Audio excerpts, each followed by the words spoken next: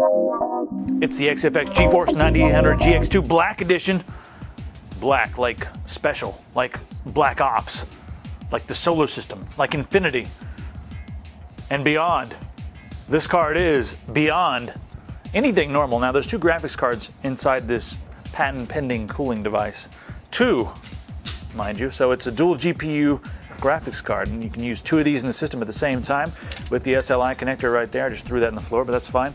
We're gonna leave that exposed.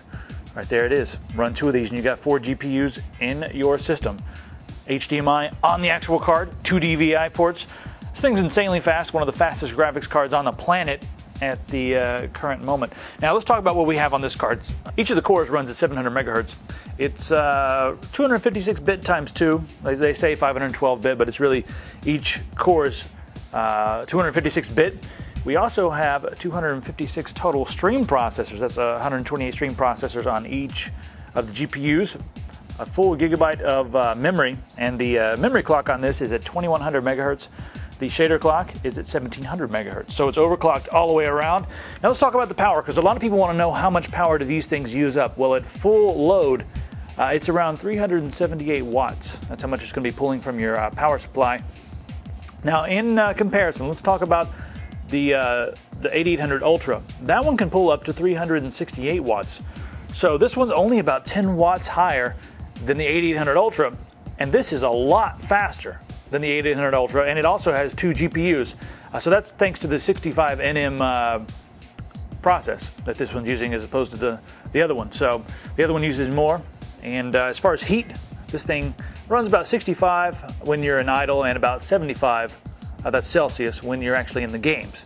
So it does get warm, but there's not much to worry about because it does have the nice cooling unit. One thing you might want to make note of is the fact that a lot of the exhaust comes right out the top right there. Some of it comes out there, and it'll blow into your system there. So make sure you have good ventilation around that. You want a nice 120 millimeter, 140 millimeter fan blowing all the hot air right out the back of your case. But that's usually where a lot of the hot air comes out, and it will be going into your case. So make note of that.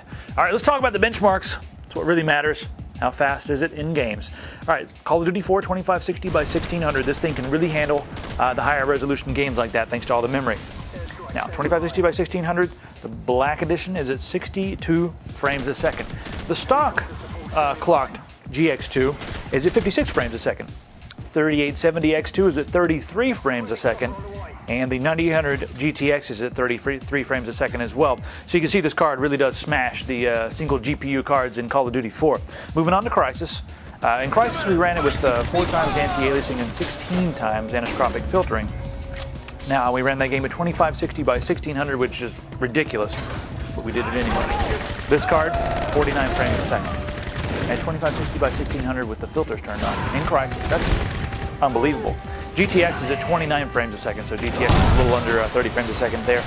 This one up by 20 frames a second thanks to the dual GPU-ness. The dual GPU-ness! Stalker, 2560 by 1600. One of my favorite games. I think I like Stalker better than Crysis. Don't tell anybody that. I love Stalker. I keep going back to it. I play Crysis a little bit. I keep going back to Stalker. The Black Edition, 78 frames per second. That's a huge jump over the stock, which is at 58 frames a second. It's rare that you see a card overclocked perform 20 frames per second higher than the stock clocked version. That's ridiculous. 3870 X2 is at 57 frames a second, so it's about on par with the stock clocked GX2. And the 9800 GTX is at 45 frames a second. It just stomps all over everything, and it doesn't even care. It just smashes things. That's all this does. XFX, why would you create such a destructive card that just wants to destroy all the competition? As far as power requirements, there's what you need. You need 6-pin and an 8-pin PCI Express connector. In the box, they've included all kinds of adapters. So we do have one there for the 8-pin, and we do have an adapter here for 8-pin to 6-pin, so we can use all those. And we also have this in the box. I'll drop some things on the floor. 2 Molex on one side and 1 6-pin PCI Express on the other. So we do have some options there in the box. On top of that, if you're someone who uses VGA, we have 2 of these in the box for the DVI ports. VGA on the outside, DVI on the inside. You like that? Plug that in right there, and you'll be able to use VGA. And like I said, there's 2 of those. And we also have the HDMI on board, and that'll give you a full 1080p signal over to your display of choice. That's really nice if you've got a plasma or an HD TV or something like that. You can use that. All in all, an excellent card. Remember, it does use a bit of power, but when you think about it, only using 10 watts more than the 8800 Ultra, and it's got 2 GPUs, you'll do well with one of these, and it smashes everything. Just smashes it over the head.